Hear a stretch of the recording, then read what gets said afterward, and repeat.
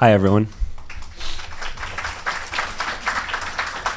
So I thought sort of following the themes of the day, it would be fitting to say that Jörg is from a land, a long, long time ago, far, far away. But it's not so far away, and it's also not a long time ago. He and I met during a trip that the Vera Institute organized to Germany earlier this summer, in which we toured a variety of German prisons with some of the people that you're seeing on the panels today: Shaka Senghor, Greg Markentel, Bernie Warner. And the idea of going to see these prisons is not to evangelize, to say this is how Americans should run their prisons. I think Jörg would be the first to say that he is not coming here for that purpose, but rather sort of the way Nick framed it when we went on the trip was to say that when children go and they sleep over at a friend's house, he used the example of his own kids, but I think anyone with kids would have this experience. They go and they sleep over, and then they come back and they say, wait a minute, Mom and Dad, why do we eat dinner at 5 o'clock? Why do we do this? And there's this sort of refreshing of their thinking that happens having seen the way that another family does it. So the idea was sort of that Germany would be a similar kind of palate cleanser for us as we think about criminal justice reform more broadly, and of course today specifically solitary confinement reform. So before we start talking, I just want to give you a snapshot of that trip. This is a photo of one of the prisons that Jörg runs in Mecklenburg, Western Pomerania. It's called Neustrelitz. It's for juveniles, which in Germany means 18 to 25.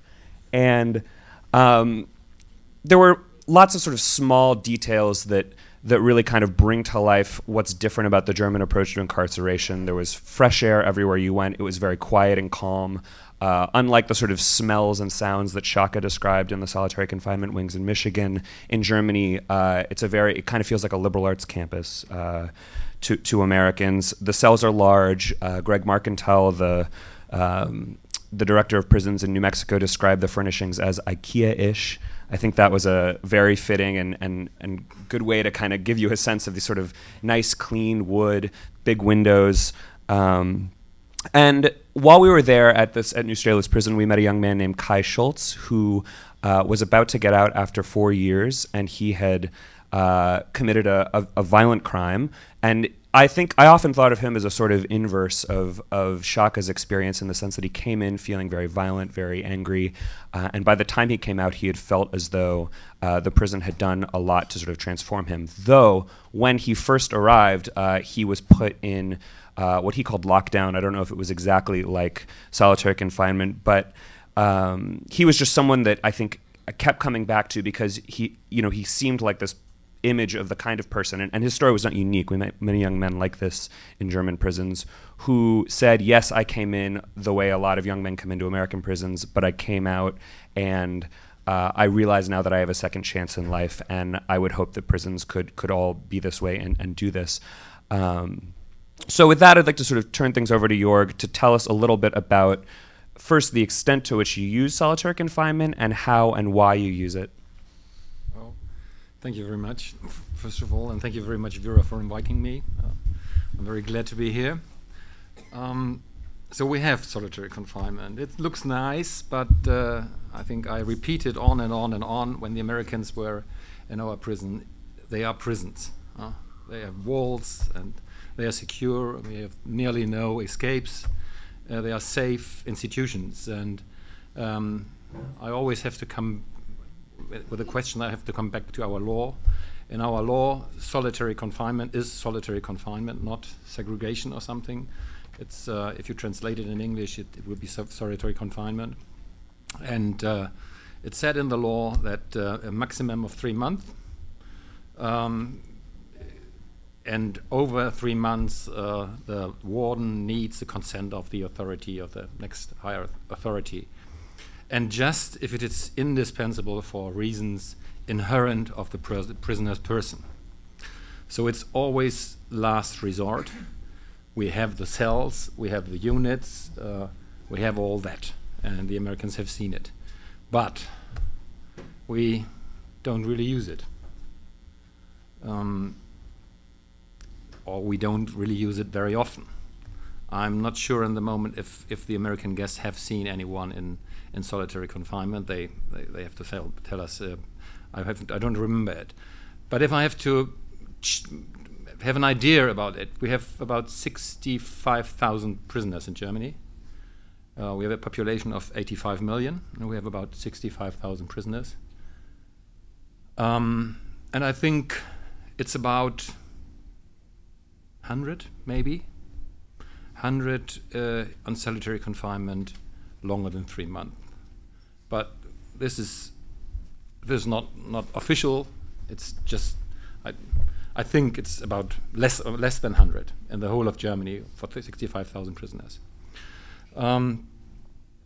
So we don't spend a lot of time in thinking of solitary confinement and these things. We spend more time on planning, differentiating treatment programs, differentiating assessments, differentiating vocational training programs, and reintegration together with the probation service, how to connect both services closer, and so on and so on. Because we don't think that they learn in segregation. So later on, maybe I have a chance to tell something about our law, but it's if I listen to these stories here, our aim is re-socialization. And solitary confinement is de-socialization. So it's absolutely counteract to our practice. Yes, that's maybe the first question to you. Sure, and but in that context, of course, I think a natural thing that maybe some of the Americans thought when we first arrived was to say, well, this just seems like a less violent culture. You don't have the same levels of crime in Germany that we do in the U.S. Your institutions seem to have far, far less sort of use of force cases, different kinds of attacks on correctional officers. But you do still have, men and women who are in your facilities who have to have some special sort of situation that will keep them from attacking other men and women in the facility, and correctional officers. This is the kind of group of people that maybe naturally would get sent to solitary confinement in a lot of American prisons. What does your system do with people like that? Oh, we have a very differentiated a system of disciplinary measures.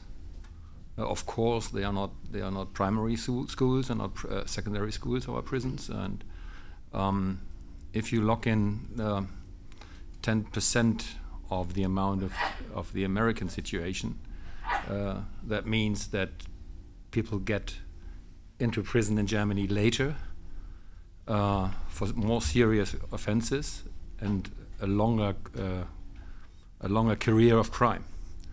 So it's not the case that they are less dangerous than in the US. I'm not the expert for the US, but in Germany, for example, I think 5% of the criminal cases in a court go to prison. In the US, I heard it's about 65%. So it's always, prison is always last resort. And if it is last resort, it's on one hand side it's good, and on the other hand side it's a distillate, It's a distillate of problems and problematic personalities and dangerous or risky people. So it's not the case that our prisoners are much better than the American prisoners. When I talk about disciplinary measures, we have a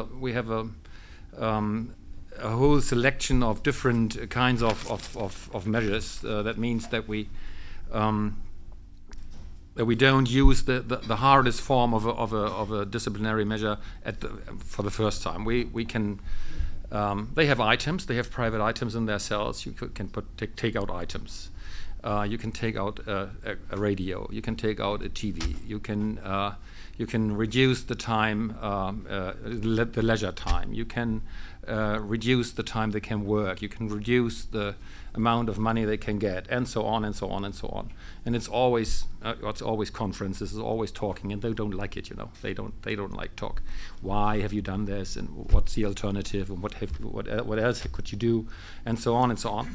So it's a lot of differentiated measures we use, and last resort is the solitary confinement. We don't use it.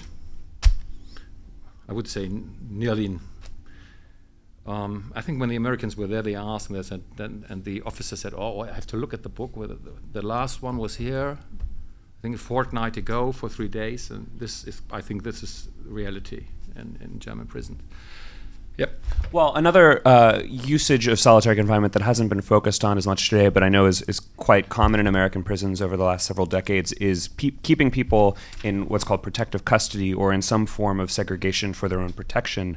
Often younger prisoners, homosexual prisoners, different people who it's believed will be in some sort of danger if they're in the general population. I'm wondering what happens in Germany to prisoners who it is felt are at some kind of vulnerability.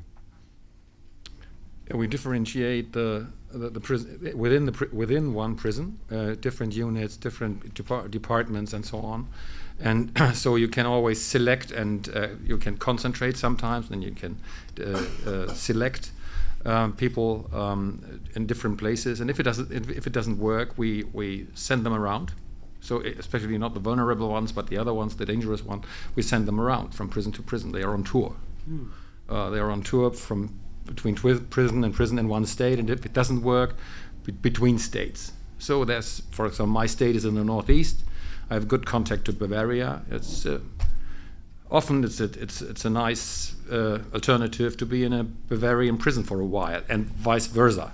So they don't have a subcultural system. Then they have to adjust new, and they always have to think, is it the right way I want to behave? Mm-hmm. So, and what are the results that you find from sending them around from prison to prison? Usually, there are always exceptions. You know, sure we have very dangerous prisoners, and when Rick Ramish said he had one who was a person who was really dangerous, we have them. But you cannot build a system on these individuals. You have to build a system on the majority of prisoners, and you have to build a prison on a law, on regulations, and on good stuff, and excellent communication skills. And actually that sort of dovetails into another question that has kind of come throughout the day already, which is the role of correctional officers and the way in which they kind of play a role, both for, in the American context, sort of bringing them along towards some of these reforms. But what kind of role do they play in the German system, specifically managing these populations, but also more generally, because I think it'd be sort of enlightening to hear about that. Well, I have to start with our constitution. If we talk about staff, and we have to talk about our goals. And in our constitution, everything is based on our constitution. And in our constitution, the first article is human dignity is inviolable. And the second part is to respect and protect it shall be the duty of all state authority. So this tells a lot. The human dignity approach, they swear their oath on it when they come into our system. This is very, very important for the quality of stuff.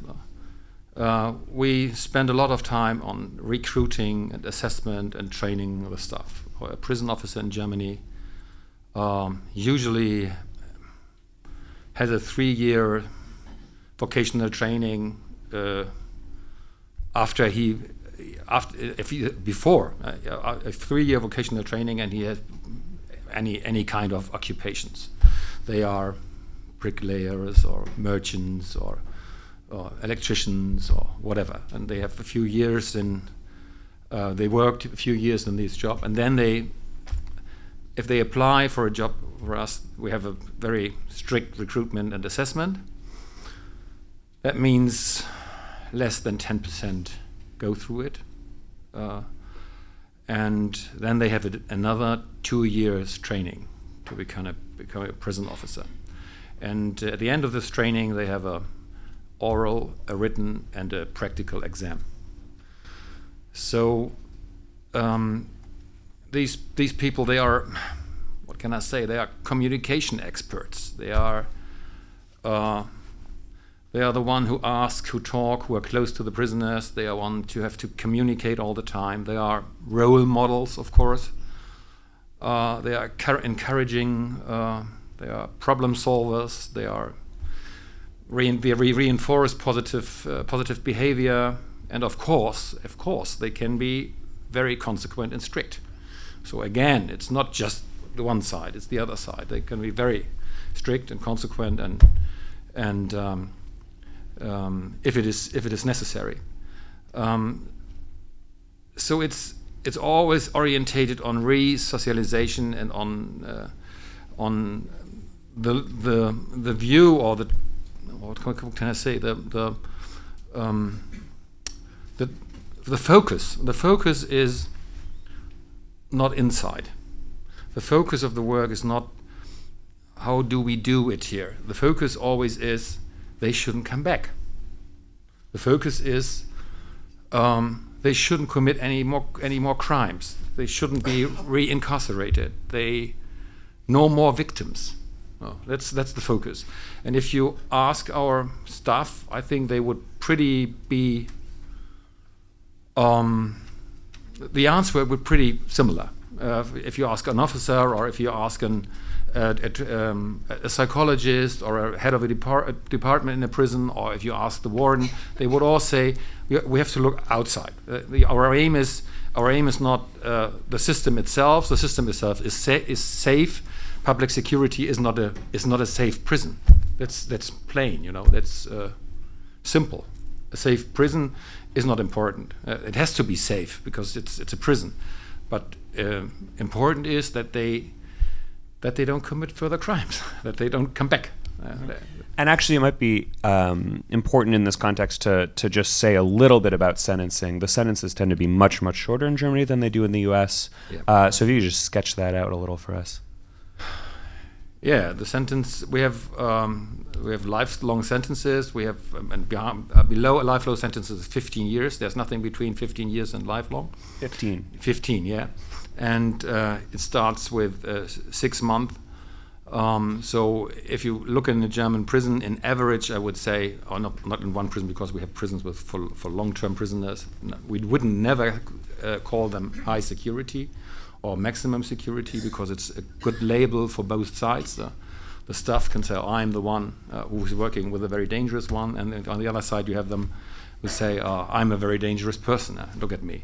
So we have long-term prisons, and but if you look at the average, it's 50% of our prisoners are released within 1 year, roughly. 2/3 of our prisoners are released within 2 years. And 90% of our prisoners are released within 4 to 5 years. 4 to 5 years. Yeah. And my last, before we're going to open it up to questions from the group here, but one thing that I had been wondering, actually, that didn't come up on our trip in Germany, but has just been sort of percolating in my mind today as we've been listening, is that one of the sort of early reasons, certainly that Chammah mentioned, for the rise of solitary confinement in the U.S. was a desire to keep certain individuals from communicating with each other. Prison gangs have, of course, become a large sort of issue in American prisons. I'm wondering if in German prisons you have issues with men or women that you don't want communicating with one another, and how you kind of solve that. Or maybe you don't have the issue at all. We separate them. We separate them, or we concentrate them on certain points. It's they have to communicate, or we don't allow them to communicate. It depends on the single case. For example, we had an example now a few weeks ago. I talked to a colleague of mine from southern Germany, and I said, "Yo, you have the first ones from ISIS, and what do you do with them?" And they are the vulnerable Muslims, the younger ones. What do you do? And he said, he was laughing, and he said, "Well, one is in a unit with 4 or 5 red light kings. He can try." What is that? Yeah. Red light kings? Red light district kings. Oh. And he said he can try. So they're not vulnerable. So that's, you have to manage these problems in a way, in an intelligent way. And on the other hand, sometimes we have In my state, we have a lot of gangs, skinhead gangs, and so on, and we have Polish prisoners. No?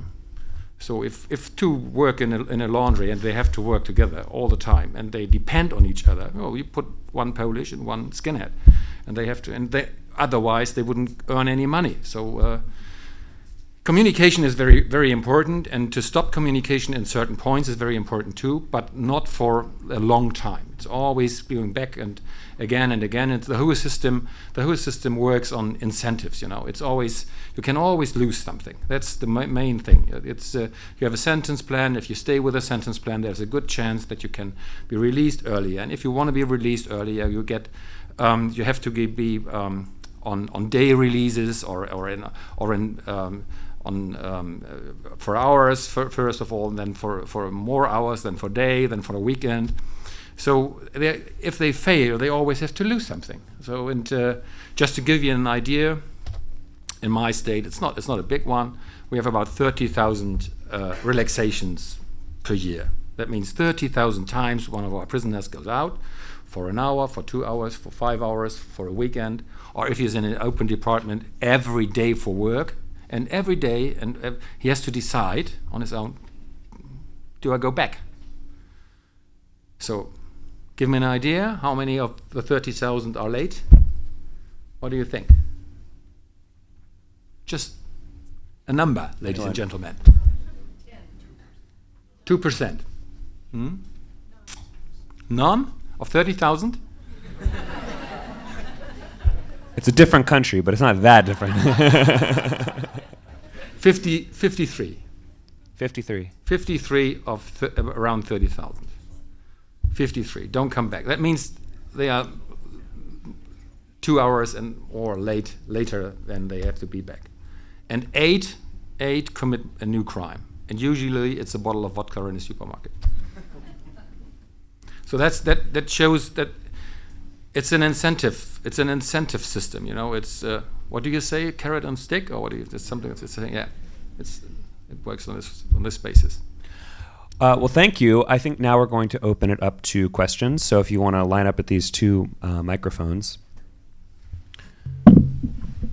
And I was reminded to remind you all to sort of keep the questions as brief as possible so that we can squeeze in as many as we can. Yeah. Okay, I got another question. Edward Rush from Working Families Organization. Race and economics informs to a great extent who occupies the prisons in the United States. I understand from what I see in the news that there's an insurgent of refugees in Germany, even before this last influx. Does that inform who makes up the population of prisons in Germany? You are right in so far that we have prisons in Germany with 150 or more nations in it. So that we have a lot of different nationalities, prisoners from different nationalities. That not usually causes a problem, but we have some prisoners, for example, they have organized crime from Albania, or so they have gangs, but usually it's not a problem to have them. And if you talk about the refugees, now we have had refugees in the 90s. We had problems with Russian gangs.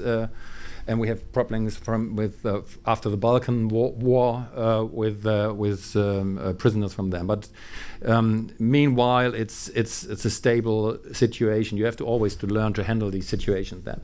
And the new situation is we have a low incarceration rate. We have an incarceration rate of 79 in the moment. We are one of the top 3 or 4 in Europe. But if there are coming 2 million refugees, it's just if you have one in them, we will have about 1 million refugees means about 1,000 prisoners. So we will have more prisoners, I think. But it's the same all over the world. If we manage the situation, and this is a real challenge for Germany, if we manage the situation, that means you have to, the social system has to work and the educational system has to work, and it's the same all over the world. If they fail, they all end up in the justice system. And I hope we are better this time than we were with the Russians or with the Balkan states. I'm not sure if I expressed what I was trying to ask clearly. Oh, sorry. What I was trying to ask was, are the minority populations in Germany overrepresented in the prison system? I think the Turks could be, but not the other ones. And it's the oldest group of foreigners in. They are not foreigners anymore. You know, they are. Meanwhile, they are German. But I think it's a slightly bigger group of Turks in it than we have in the society. Yeah. Thank you. I think what he was saying in a rather polite way was that, you know, if you go to a prison in Mexico, more than likely the makeup of that prison is majority Mexican people. Same thing if you go to Japanese prison or Chinese prison, it's going to be the people that reflect that population that's native to that country. But in America, black people make up 13% of the population, but over 65% of the prison population. So he was asking, I guess the minorities being represented in those facilities. But aside from race playing a huge part in mass incarceration in this country, poverty also, plays a big part in people being arrested and convicted, and then also the mandatory minimums on drug charges. So I'm interested in hearing about the types of offenses that are committed in Germany, and what's the makeup of the prison population. Over here, we do have a lot of people serving, again, mandatory minimums for drug charges, narcotics, and then also in New Jersey specifically, a lot of my students that I work with have violent crimes and are therefore serving 85% of their time before they're eligible for release. So again, I'm just interested in hearing the type of offenses that majority of the prisoners have. There's a big differentiation between the states. For example, in my state, we have a lot of problems with alcohol and violence. So in my prisons, you have a higher percentage of violent crime. So if you look at Berlin or Hamburg, you will have a situation with much more drug-related crimes. Much more more foreigners in prison. To come back to the foreigners, if, for example, a prison in Cologne, a remand prison in Cologne, they have about 30% or 40% foreigners, so it's higher than in the population. But if you average it over the whole country, I think it's not a problem. I think I don't know the mixture here in the U.S., but to get into a prison, you have to commit further and further and further serious crimes, or very, very serious crimes for murder or something like that, to get into prison immediately. So on the other hand, we have these poverty crimes. Sure, it's the same, I think, all over the world. Crime has a lot to do with health problems, with unemployment, with no housing and things like that. And we have the same situation in Germany too. And a follow-up question: what constitutes as a violent crime? Because if I remove his notebook from his lap right now, and I took it forcefully, that would be considered a violent crime, and I could do 10 years with 85%. If you put any pressure on him, it would be a violent crime, but if you just steal it, it's not a violent crime, and you wouldn't come in prison just because of that. Another reason why we need to look at the policy that we have in this country and the way we sentence people. Thank you. Thank you. Got a question over here? Hi, I know that you've heard the conversation this morning, and so given what you've learned about our structure, if you were the architect of what we could do and should be doing to reduce our reliance on segregated housing in the U.S., what would you advise us to do? How would you tackle it? Dangerous question. I'm the foreigner. Look at Rick Ramish, I would say. They do brilliant work there. It's really, it's not an excuse. It's hard for me. I don't know enough about your system, but I think they did it the right way. It's a whole change of culture, and Rick would say, yeah, you might be right, but you can change culture in 1.5 years. I think you have to work with the staff, which is very important. To reduce solitary confinement, I would say, look at every case. At each case, is it really necessary that he's in solitary confinement? That was my first point. Then, it's only a small change, but if you look very seriously to these cases, you will realize this is not necessary. So, and you can reduce it. Then you have to work with your staff. They shouldn't be afraid about these changes. Yeah. You cannot build such a system on fear, on aggression. It's very, very important. Our prisons are calm. And that's what the Americans said. They said lower density, and it's quiet. it's quiet. So maybe I think the density is a problem. Maybe it causes violence. It causes crime within the prison. So reduce the density. More staff, more well-educated staff. We work a lot with psychologists and social workers. Sentence planning, incentive system, things like that. And looking outside. Not always. That's what I said yesterday. That these very sophisticated forms of segregation. You know, I thought, what's the sense behind it? No? So it's such a lot of work to look. What are the causes that this person is in segregation and the other one? So I would just rapidly reduce it, but with the stuff. I think we probably have time for one or maybe two more. Bettina over here. Hi, Bettina Münster, John Jay College of Criminal Justice. We heard earlier from Rick Ramish that we have lost sight of the mission of the institution, which is, according to him, public safety. We also, in my opinion, have lost sight of the fact that prisons are democratic institutions that are supposed to reflect society's values and principles that should include human dignity.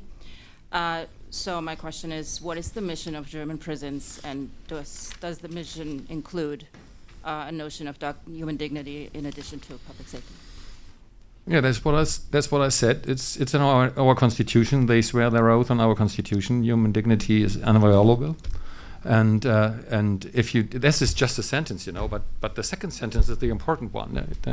The acts of prison officers show if this country is a country which is respecting human dignity, and